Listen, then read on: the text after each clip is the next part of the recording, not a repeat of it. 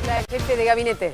Senado de la Nación, tanto de la Ley de Pago Soberano como también el tratamiento de las 3 iniciativas legislativas que ya hemos estado debatiendo en el ámbito de un plenario de comisiones la semana pasada en el Senado.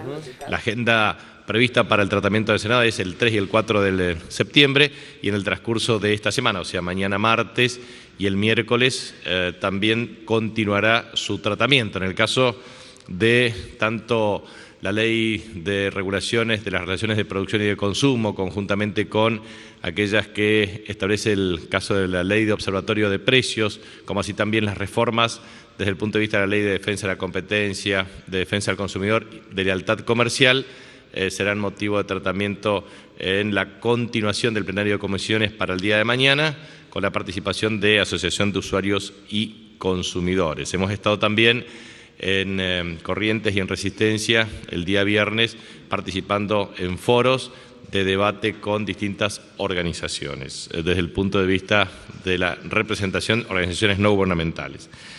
Nosotros consideramos que es muy importante también, en el caso de la Ley de Pago Soberano, algunas manifestaciones, como por ejemplo el Fondo FinTech Advisor, en el sentido de su exposición respecto a que consideraba una muy buena iniciativa por parte del gobierno argentino y que existe voluntad de muchos fondos de adherir a esta iniciativa desde el punto de vista de el cambio de lugar de pago, que es una de las formas en donde se permite efectivamente la capacidad de pago de Argentina, la voluntad de cumplimiento se puede hacer perfectamente. Esto es, vuelvo a insistir, hay 2 cuestiones que son medulares en esta iniciativa. Primero, el agente fiduciario, oportunamente asignado en el prospecto y en el contrato correspondiente, era el Banco Nación New York, Mellon New York, y este banco ha incumplido el contrato desde el punto de vista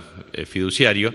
Por lo tanto, se sustituye con Nación Fideicomiso, que tiene la capacidad para hacer y disponer de los pagos, y se establece un cambio en el lugar de pago, justamente con el objetivo de que en forma voluntaria los acreedores de la República Argentina lo puedan hacer.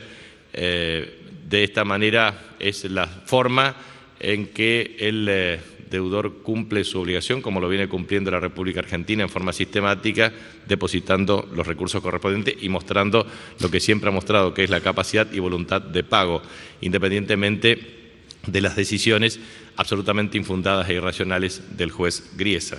Allí es importante remarcar que, por ejemplo, la administradora de fondos de pensión de los empleados del Correo de Brasil consiguió que una corte de Río de Janeiro congelara una cuenta del Banco New York Mellon por $87 millones. Y eso también demuestra claramente lo que significa la posibilidad y la decisión por parte del ámbito judicial en distintos países respecto al incumplimiento de contratos. Y por último, yo quería hacer mención a lo que uno observa de un modo sistemático en términos de instalación de mentiras que hacen desde los medios de comunicación social y también desde usinas opositoras. Y en ese sentido quiero transmitir claramente la posición del diario Clarín, que ha hecho mención y lo viene haciendo en forma reiterada ayer, por ejemplo, en materia de nivel de precios. La verdad es que no se puede utilizar de una manera artera, una mentira canallesca todo el tiempo para instalar la evolución de precios. Muchas veces, y ustedes lo observan claramente, cuando determinado tipo de precios estacionales aumenta, ejemplo, tomate, lechuga, para citar precios estacionales de verduras, que en muchos casos se producen altas fluctuaciones por faltantes, siempre se hace mención cuando aumenta, nunca cuando se restituye el equilibrio, o sea, porque eso, por razones estacionales, puede aumentar el precio, luego baja y tiende a lograr un precio de equilibrio. Solamente se toma la mención del precio cuando aumenta y no cuando baja, y no se toma el precio promedio ponderado. En segundo lugar, uno advierte que nunca se expone la metodología de divulgación y de análisis metodológico en materia de precios. Entonces, en este caso, toman 4 supermercados y, bueno, el nivel de dispersión es muy alto en los niveles de producción, en los niveles de comparación de precios. Puede ser de 14 al 64% variación para harina triple cero, por ejemplo. Entonces, siempre existe una manipulación en el nivel de precio. Lo mismo ha ocurrido con la publicación del supuesto cierre de la cuenta sueldos, que lo dijo el senador Sanz el otro día en el debate del Senado, que lo repitió otra vez este diario y los medios de comunicación de una manera artera, porque eso es falso de falsedad absoluta. Y esto tiene un solo objetivo, de instalar permanentemente cifras que promuevan estrategias para convalidar otras acciones. Ejemplo muy concreto. Nosotros observamos que hay una estrategia permanente de trabajar el dólar denominado negro, marginal o blue. Entonces, lo pretenden instalar sin precisión desde el punto de vista del funcionamiento del mercado. Entonces, no hay una verificación ni de cantidad ni de precio. Todo el tiempo manipulan el nivel de precios. ¿Para qué? Para forzar la manipulación en el nivel de fijación del dólar futuro. ¿Para qué? Para inducir a un proceso de evaluación. ¿Para qué? Para que los bancos obtengan grandes y siderales ganancias. ¿Para qué? A costa precisamente de todos los argentinos. Entonces, creo que todos sabemos cómo funciona esta maquinaria. Es necesario poner esto de manifiesto. Cuando uno analiza el índice de precios al consumidor, lo hace desde el punto de vista de estadísticas confiables, que se han acordado con organismos multilaterales de crédito, desde el 3,7% del mes de enero hasta el 1,4% del mes de julio, la línea es descendente y declinante, por lo tanto no tiene absolutamente nada que ver respecto a la supuesta evolución de precios que se pretende instalar desde usinas opositoras. Y lo hacen con el índice de precio al consumidor, lo hacen con el tema de empleo, lo hacen con el nivel de ingresos salariales, lo hacen con estrategias desde el punto de vista de acciones directas de sindicatos, pero esto responde a una clara estrategia. Es la estrategia que tienen los fondos buitres con respecto a la República Argentina. Por lo tanto, queda clara la posición de los medios de comunicación opositores al gobierno, que son, en definitiva, adalides e instrumentos de los fondos buitres. Queda claro que son instrumentos de los fondos buitres los sindicatos supuestamente opositores al gobierno. La verdad que no son opositores al gobierno, están financiados y bancados por los fondos buitres, los medios de comunicación, los sindicatos y los partidos políticos que claramente cuando hay un proceso de discusión de una ley de pago soberano están a favor de los fondos buitres. Entonces, Argentina tiene una clara división, nunca ha tenido tan clara división respecto al rol de los sindicatos, los partidos políticos opositores y los medios de comunicación. Frente a la defensa del interés soberano de Argentina, están en defensa de los intereses extranjeros de los fondos buitres. Ha quedado muy claro y queda muy claro. Por lo tanto, uno lo observa a diario, en forma cotidiana, y eso es muy bueno para que el pueblo argentino pueda tomar correctas decisiones. Buen día, ministro Eugenio Payet, Tele2, Radio Bahía Blanca. Dos preguntas. La primera, anoche hemos visto en la televisión bastante bien documentado las similitudes que hay entre la ley de abastecimiento que se aplicó en Venezuela y la que se pretende aplicar aquí. La pregunta es si, bueno, había cuenta que el ministro Kicillof dijo que tenía todo muy bien estudiado en el tema de los fondos buitres, si el gobierno tiene previsto o ha calculado si las consecuencias que se han visto de la aplicación de la ley en Venezuela podrían también darse aquí o no.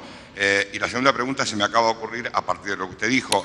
Disculpe, respecto, lo que quiero clarificar la pregunta es, ¿respecto a fondos buitres o respecto al tema de...? No, a la ley de abastecimiento que aplica el gobierno del presidente Maduro, las consecuencias que se han visto, las similitudes documentadas que hay entre ambos proyectos. La pregunta es si el gobierno tiene estudiado que esto no va a pasar aquí en la Argentina, esas consecuencias. Y la segunda, les decía, se me acaba de ocurrir, queremos entender que para usted entonces a Hugo Moyano le pagan los fondos buitres o a la Unión Cívica Radical o al Frente Renovador le pagan los fondos buitres, le paga Aurelius, NML.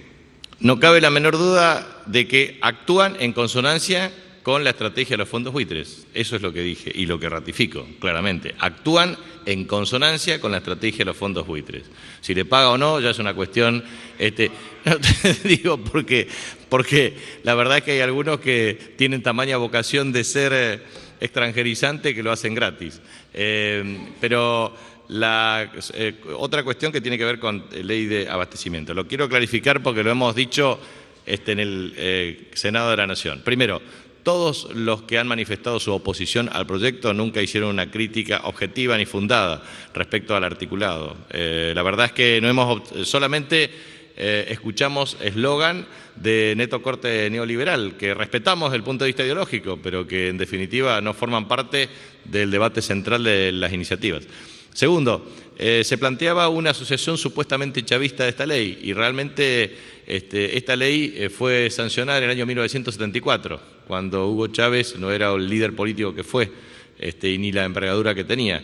En tercer lugar, lo que nosotros planteamos era que estaba en duda respecto a que si esta ley era o no, estaba o no vigente. Entonces, dijimos, está vigente por el decreto 722 del año 1999 que firmó el entonces presidente Carlos Menem, que nadie le puede atribuir efectivamente una posición cercana al kirchnerismo o al gobierno. Segundo, ha tenido un fallo de la Corte Suprema de Justicia de la Nación. Tercero, está encuadrada en el marco de la ley de digesto jurídico. Cuarto, tiene dictamen del Procurador del Tesoro del año 2007, Osvaldo Guglielmino, que ratifica la plena vigencia de la ley. Por lo tanto, la primera discusión era si la ley estaba vigente o no estaba vigente. La ley está vigente, es indubitable que está vigente. Segundo, lo que se plantea en este proyecto es la atenuación de las penalidades de esta ley. Entonces, dentro de la atenuación tiene que ver con la exclusión de las sanciones de tipo penal, por sanciones de carácter pecuniaria. ¿Sí? O sea, no va a la cárcel el empresario que incumple o infringe las normas, pero sí tiene severas penalizaciones desde el punto de vista de multas. En segundo lugar, se plantea la exclusión de mecanismos de intervención en el ámbito de las empresas y también desde el punto de vista de la expropiación. Y obviamente se establecen mecanismos de aplicación del principio solve repete, o sea, pague y después reclame. Muy bien, vamos a comparar con el mundo, porque pareciera ser de que en la República Argentina cuando discutimos de estos instrumentos somos todos una especie de cavernícolas. Entonces, miramos la comparación correspondiente. Ley 1890, ley Sherman en Estados Unidos, 1914, antecedente de ley Clayton. Y a su vez podemos seguir observando claramente las aplicaciones objetivas desde el punto de vista de multas. La Unión Europea aplicó en el año 2013 2.600 millones de dólares de multas. Unión Europea, y también podemos citar desde otros países del mundo, Alemania, Japón, China, en fin, digamos, múltiples sanciones desde el punto de vista de la acción de gobierno cuando se violan derechos del consumidor o eventualmente la defensa de la competencia. También podemos discutir esto en el ámbito europeo. Vamos al artículo 51 de la Constitución española o vamos a la ley vigente desde el punto de vista de precios máximos que existe, por ejemplo, en España y está vigente. O también podemos ir a aplicaciones en el Reino Unido de Gran Bretaña o también de Alemania, o también el artículo 101 y 102 del Tratado de la Unión Europea desde el punto de vista de la regulación. O sea que los antecedentes a nivel mundial son múltiples. Cito algunos para no abundar en la legislación comparada. Entonces, todo lo que se pretende asociar comparativamente que entre una ley y otra es falso de falsedad absoluta, porque esta es parte de la estrategia que siguen muchos medios de comunicación, que son grupos mediáticos concentrados, que operan con los grupos financieros, que operan con los grupos económicos, que está sintetizado en el grupo de los 6, que expone de una manera falsa en forma sistemática y permanente. Y también quiero aclarar, porque me parece que usted no me lo preguntó, pero digo, cuando hace referencia al tema de mercado de carne y de lácteos.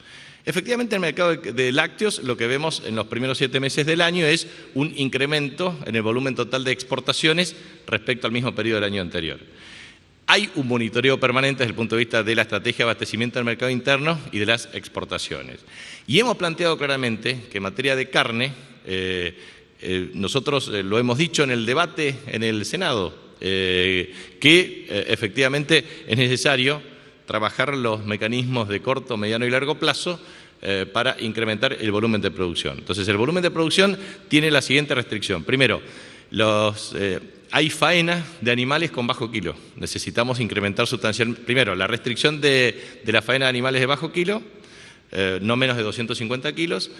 En segundo lugar, incrementar sustancialmente los niveles de producción de kilos, porque el stock tiende a tener, por razones obviamente genéticas, un nivel de plazos más extensos, pero es necesario aumentar la estructura de forraje, incrementar sustancialmente los incentivos para aumentar el número de kilos de hacienda, generar los incentivos correspondientes en toda la cadena de valor para hacerlo y de esta manera aumentar en kilos y obviamente satisfacer la demanda creciente desde el punto de vista del mercado interno y externo.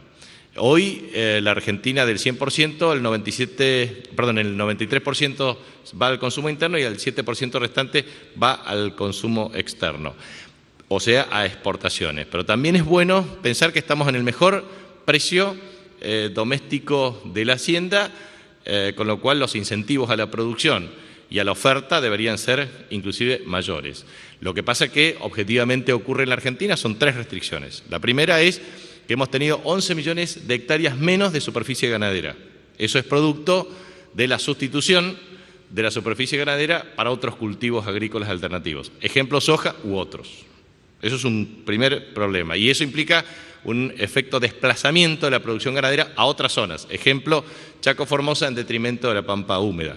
Eso es un tema importante desde el punto de vista de la incidencia de los costos de transporte de la hacienda para satisfacer el nivel de procesamiento de la carne en los frigoríficos que están ubicados en esta zona. Segundo, el coeficiente de productividad de la producción ganadera argentina versus la producción ganadera de Estados Unidos es sustancialmente fuerte, digamos, la diferencia, 62% de destete versus 92% de destete. Y en tercer lugar, nosotros consideramos que es absolutamente indispensable que con esta referencia de precios tenga una perspectiva de incremento en los niveles de producción de kilos por hacienda. Esos son los tres factores que inciden claramente en el comportamiento en la producción de carne. Pero no cabe la menor duda que en el 2003 al 2007 ha habido un incremento en el stock hasta 58 millones de cabezas de ganado bovino. Y yo ponía como referencia el otro día y lo sigo ratificando. En 1875 la Argentina tenía 12 millones de cabezas de ganado. 61 millones de cabezas de ganado lo tuvo en el año 1976. Y bajo las políticas neoliberales de la dictadura militar, en donde la sociedad rural fue su principal aliado, bajó hasta el año 1988 en 47 millones de cabezas.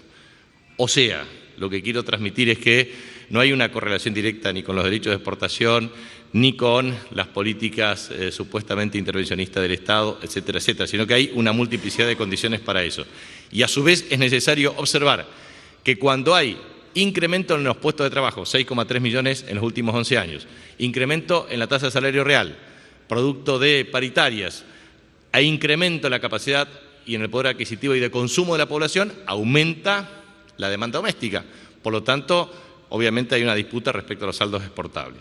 Y respecto a leche, nosotros hemos planteado 4 temas. Primero, tiene que ver con el tema de la situación que tiene que ver con el clima. Ha afectado el primer semestre del año, lo hemos observado, digamos, sobre fin de año pasado inclusive.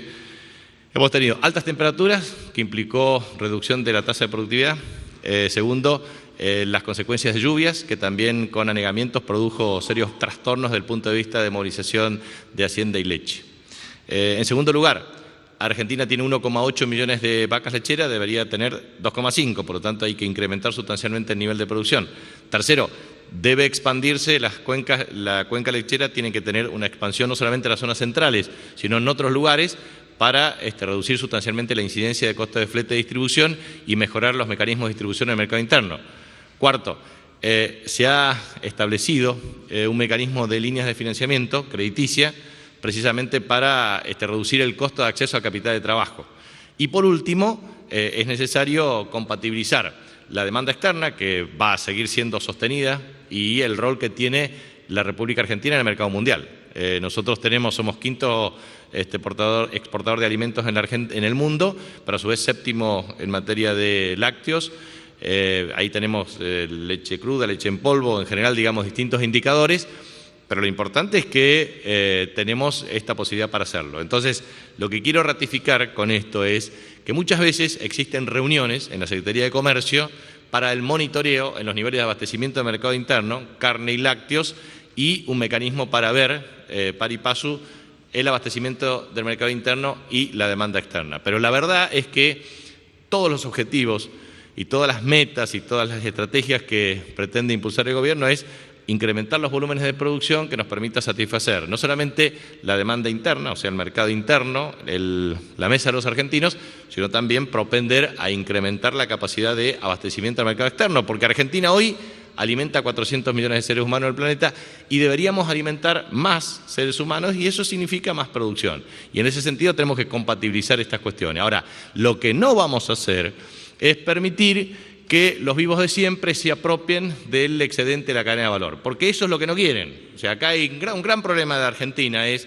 que usted le pregunta a un productor, se queja porque no recibe la compensación del precio justo, y usted va al consumidor y se queja porque le aumentan los precios. Entonces, en el medio hay una cadena de especuladores, en el medio hay una cadena de intermediarios, en el medio hay supermercados que remarcan, en el medio hay personas que se apropian del esfuerzo del productor y del bolsillo del consumidor. Y para eso se necesita una capacidad de intervención regulatoria del Estado.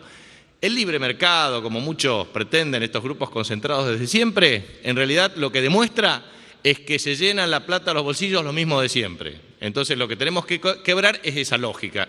Tenemos que tener la capacidad regulatoria del Estado porque el Estado es el único que tiende al bien común. ¿Por qué? Porque es administrado por un gobierno que es elegido por la voluntad popular. Ustedes saben que los voceros de los grupos económicos no son elegidos por la voluntad popular, son elegidos por sus mandantes. ¿Quiénes son sus mandantes? Y los grupos empresarios más poderosos. Entonces, entre nosotros, que somos voceros de la voluntad del pueblo, y aquellos que son voceros de la voluntad de grupos económicos, el pueblo argentino no debe dudar. Nosotros vamos a defender sus intereses.